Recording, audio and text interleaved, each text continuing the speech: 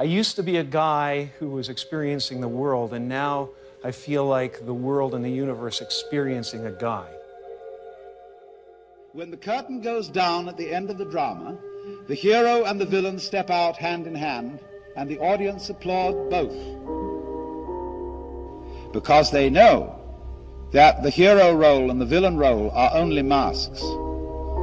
As an actor, you play characters, and then if you go deep enough into those characters, you realize that your own character is pretty thin to begin with, you know? And then you suddenly have this separation and go, well, who's Jim Carrey?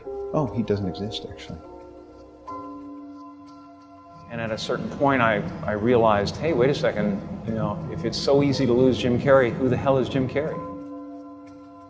There's just a relative manifestation of consciousness appearing, and then somebody gave him a bunch of ideas. They gave him a name and a religion and a nationality, and he clustered those together into something that's supposed to be a personality.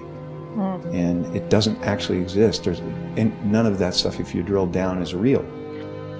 And so you see behind the stage, too, there is the green room, where after the play is over and before it begins, the masks are taken off.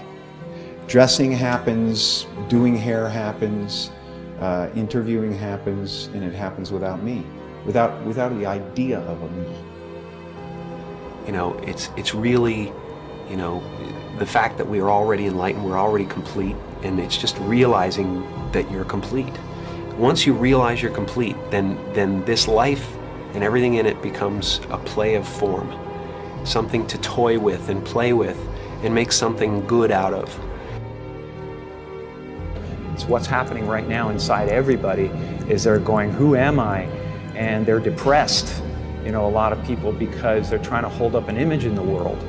And that's what depression is. You know, people go like, oh, Jim's been depressed and stuff. Well, yeah, I was depressed when I was trying to be the Wizard of Oz instead of the sweaty guy behind the curtain.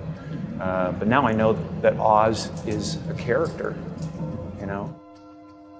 Everybody walks around and they go like, why am I depressed?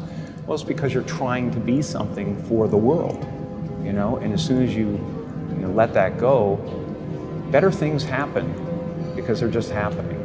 And there's been a series of kind of awakenings I've had in my life, and you know, people chalk it up to depression and all that stuff. I think that, you know, grief and sadness and all those things are the ticket home to nothing.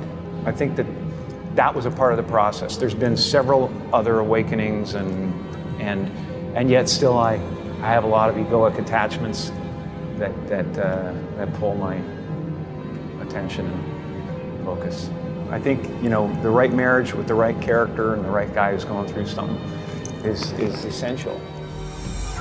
And so that behind the scene, that is to say, in reality, under the surface, you are all the actor.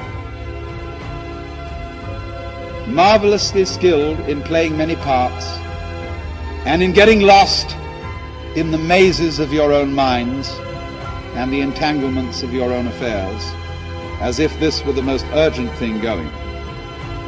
But behind the scenes, in the green room, you always have a very tiny sneaking suspicion that you might not be the you that you think you are.